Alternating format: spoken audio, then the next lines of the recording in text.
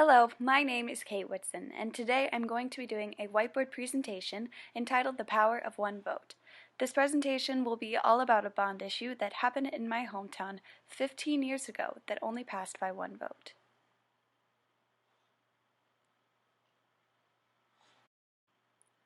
I live in eastern Iowa in a little town called Central City, so when I say little, I mean it. Currently, our city's population is close to 1,300 people. In 1922, our school building was built. It was 3 stories tall and included a library on the 3rd floor. The building was perfectly acceptable in 1922. However, it did not meet the requirements of the 21st century. The building did not meet fire codes, safety regulations, or health codes. It was in no way energy efficient, and it was not handicap accessible in any way. It was 3 stories of stairs and even a staircase entrance to get into the building. Some people say that the heart of the community is at school, and I would agree 100% with that statement.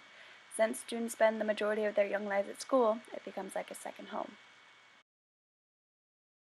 As I stated earlier, the school had a lot of problems that needed to be fixed for the 21st century, and one group, calling themselves the Success Committee, was willing to fight for the improvements that needed to be made. To the committee, Success stood for Support Upgrading Central City's Education for Student Success. The Success Committee first met in one of the classrooms in the high school building, and after several meetings they came to the consensus to present a petition to the school board. This petition asked for a special election to vote on a bond issue to finance a new high school building. The building plans were to include 12 new high school classrooms, administrator's office located at the front for security, a new kitchen, concession stand area near the commons area, a remodeled art room with a shared storage and ventilated kiln area, and a new parking lot. This new building would also be air-conditioned, unlike the old high school.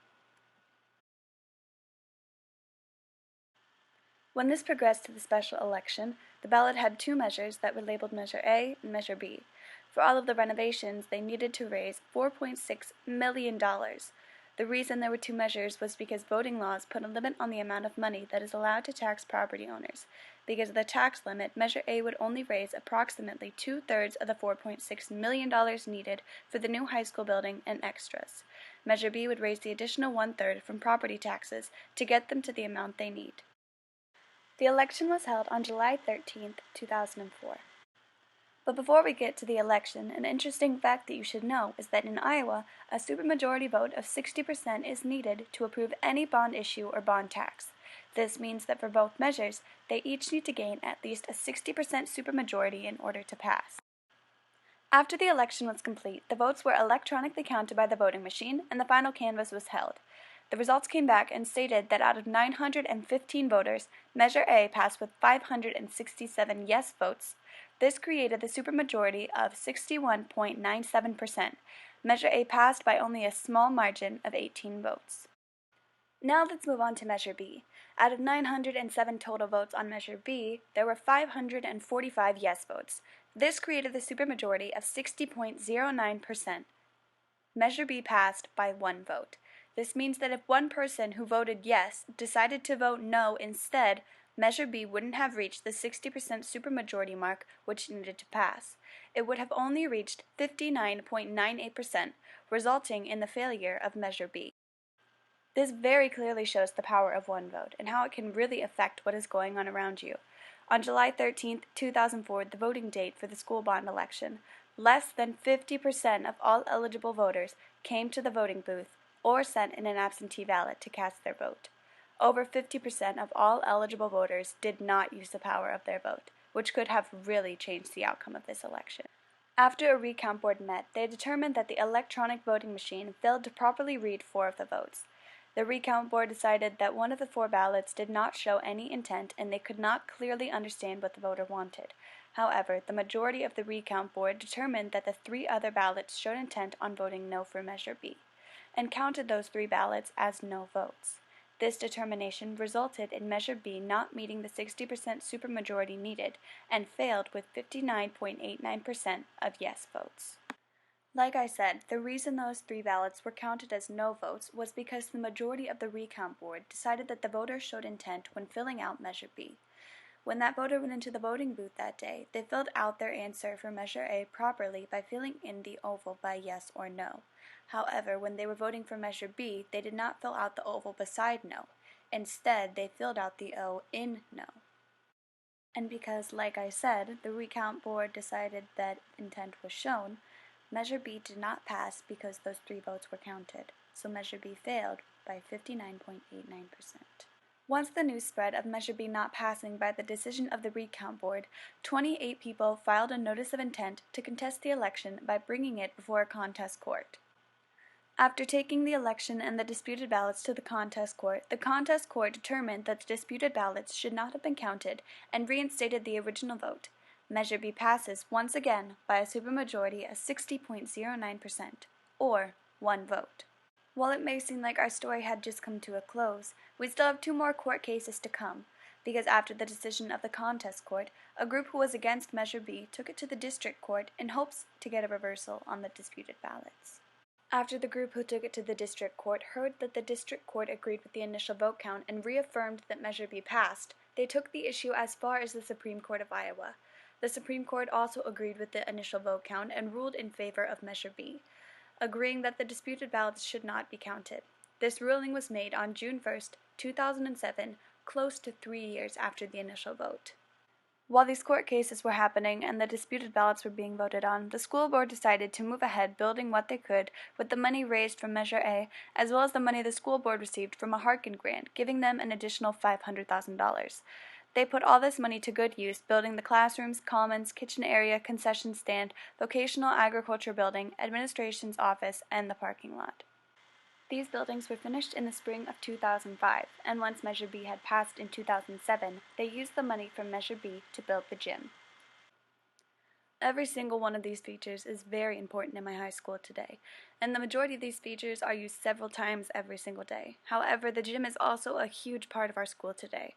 We use the gym for so many things such as volleyball games, basketball games, physical education classes, dance performances, school pep rallies, community pep rallies, and so many more things.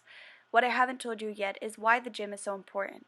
We only had one gym before this one was built, and we had a lot of different sports who needed to use it at the same time. Because of all of this, the dance team had pushed practices to 5 o'clock in the morning so they didn't have to fight for gym time. Junior high athletics were pushed aside to let high school activities take priority. Some teams were splitting the gym at the same time, which made for hectic practices for the coaches and made it difficult for the players to concentrate. With the new gym, both high school and junior high teams were allowed gym time, and schedules were organized with the new space.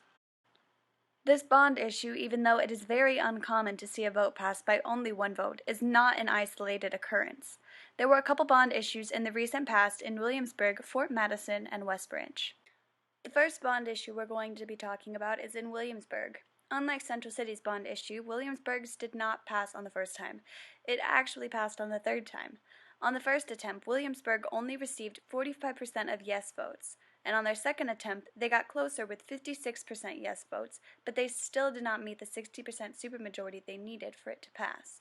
Third time was a charm for Williamsburg. The bond issue passed with 62% yes votes. With Williamsburg population nearly 3 times that of Central City's, Williamsburg vote was also very close, with only 30 votes being the difference. The next bond issue we will be talking about is in Fort Madison. After voting on it 4 times, Fort Madison's bond issue has still not passed. During their first attempt, they only received 48% yes votes. During their second attempt, they received a bigger amount at 55.8% yes votes. On their third attempt, they came very, very close with 59.24% yes votes, barely missing the 60% supermajority mark. Fort Madison is nearly 10 times the population of Central City, and yet they still have a very small margin between the vote passing and the vote not passing, the difference being only 23 votes. On Fort Madison's fourth attempt, they received 58% of yes votes, decreasing from the last attempt. The last bond issue we'll be talking about is in West Branch. West Branch's bond issue passed on the 3rd attempt. I guess the 3rd time was also the charm for West Branch. During their first attempt, West Branch's bond issue only received 56% of yes votes. During their second attempt, they received only 52% of yes votes, decreasing in yes votes from their first attempt. On their third attempt, West Branch's bond issue passed with 63.23%, surpassing the 60% supermajority.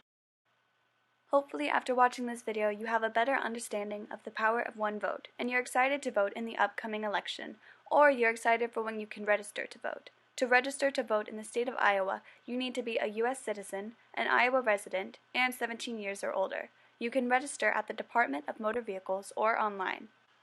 I would like to give a huge thank you from the bottom of my heart to the Herbert Hoover Foundation, Bill Mertens, administrators and teachers at Central City, the Success Committee, and everyone who voted yes on July 13, 2004.